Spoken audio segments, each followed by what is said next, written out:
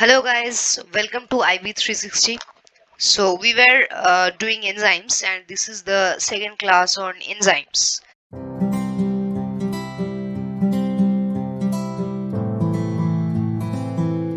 So all enzymes are globular proteins with the exception of recently discovered RNA that we have studied.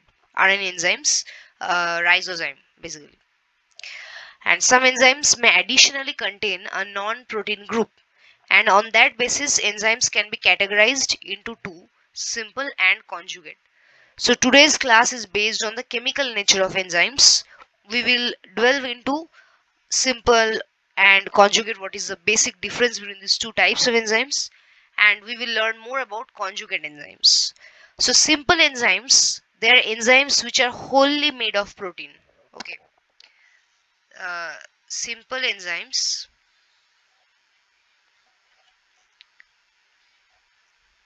wholly made of proteins. So they do not contain any non-protein part, and active site is formed by specific grouping of its own amino acids. You know what is active site? Active site is that particular site where the substrate, this is for example the active site. So here a similar shaped substrate will come and fit in like a jigsaw puzzle, and they will form the substrate enzyme complex, the enzyme plus substrate complex. So this we have discussed in the previous class. So here this active site which is formed, active site is formed, active site is formed by specific grouping of its own amino acid. So they don't have any non-protein group or any extra additional group which helps them form the active site. Additional substance or group is absent, and examples are pepsin or trypsin or urease. Pepsin is the enzyme which is found in our stomach for protein digestion. Trypsin is actually the activated form from trypsinogen, similarly from pepsinogen. So these are all zymogens. Pepsinogen, then trypsinogen. These are inactivated form of these enzymes. So these are known as zymogens, and they are then activated into these active forms. Trypsin is from trypsinogen, and trypsinogen is a pancreatic enzyme. Pepsinogen is an enzyme of the stomach, and both are present obviously in the gut. They take part, they participate in various uh, digestive metabolic activities like protein digestion. Urease is released by intestinal bacteria. Okay, this also has a special role to play in urea metabolism that we will understand later on. Then comes our conjugate enzymes. So conjugate enzymes, they are formed of two parts. Okay, so let us see the conjugate enzymes in details. Conjugate enzymes are formed of two parts. One will be a protein part, which would be called apoenzyme. Okay, the protein part, the actual enzyme part, and also a non-protein part which would be known as coenzyme or cofactor. And the complete conjugate enzyme consists of apoenzyme, which is a protein part, plus the coenzyme, which is a non-protein part, and together they will form the holoenzyme. The prefix holo suggests complete enzyme. Holo means complete. So this is the equation. Okay, and active site is formed jointly by both apoenzyme and cofactor. Here active site was formed by its own amino acid, so there was no additional group or substance involved. But here active site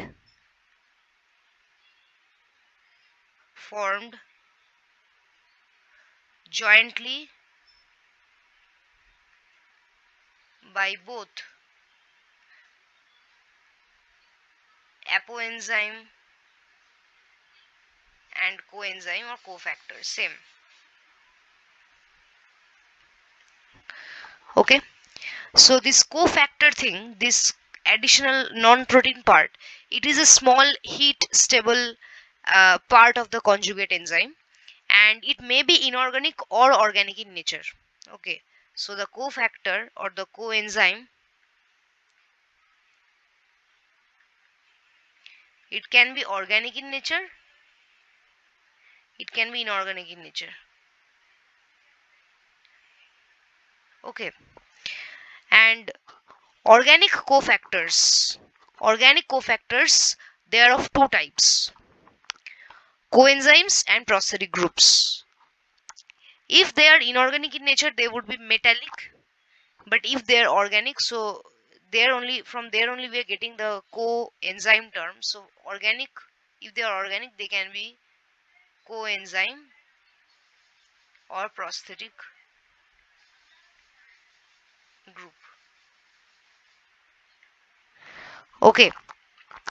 So coenzymes, they are easily separable non-protein organic cofactors, and prosthetic groups, they are non-protein organic cofactors which are firmly attached to the apoenzymes.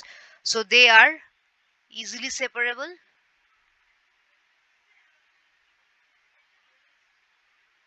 and they are fixed firmly. Okay, that is the basic difference between prosthetic group and coenzyme. Okay, so like in case of hemoglobin, the heme part is the prosthetic group and the globin part is the apoenzyme. Here heme is very firmly attached to the apoenzyme globin, and heme, we know it's the iron containing part in iron containing prosthetic group in cytochromes: hemoglobin, myoglobin, catalase, also peroxidase. Okay. Uh, Also, coenzyme is essential for bringing the substrate in contact with the enzyme. Okay. The coenzyme here, it's important for bringing the substrate, this thing, substrate, to the enzyme, nearby the enzyme. The second thing is it picks up a product of the reaction. It picks up a product of the reaction. That means hydrogen in case of NAD+. NAD+, it accepts hydrogen, forming NADH. So this product, it picks up for this substrate NAD+, or also for NADPH, NADP+. And the product which is picked up by a coenzyme is transferred to another reactant. Okay. So ultimately, thus we can summarize one thing, that is, if we have, suppose enzymes we are studying. So enzymes, they can be categorized as simple and they can be categorized as conjugate. So conjugate enzymes, they have two parts, we know. One is the apoenzyme, one is the coenzyme or cofactor rather. Cofactor can be organic and inorganic. If they're organic, they will be coenzyme or prosthetic group. Coenzyme or prosthetic group. So coenzyme is easily separable from the apoenzyme, but prosthetic group is firmly attached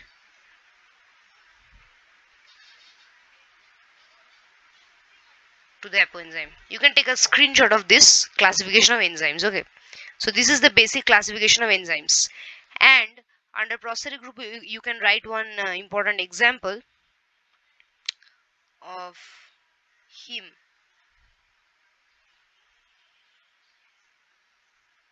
in hemoglobin. That would be an example of prosthetic group. So this is the classification of enzymes. And certain workers, they often use the term cofactor for a loosely bound non-protein group, which is that means what, they are often interchanging between cofactor and coenzyme, but they are not exactly the same. But many people, many biologists, they are often interchangeably using these two words, cofactor and coenzyme. But you can understand the difference between the two. I hope so. Anyway, so now we get a clear picture of this. As you can see in this particular diagram, we have our apoenzyme. This is our apoenzyme, which is the protein portion, and it is inactive because it cannot form an active site of its own, because it is not a simple protein. Not a simple protein.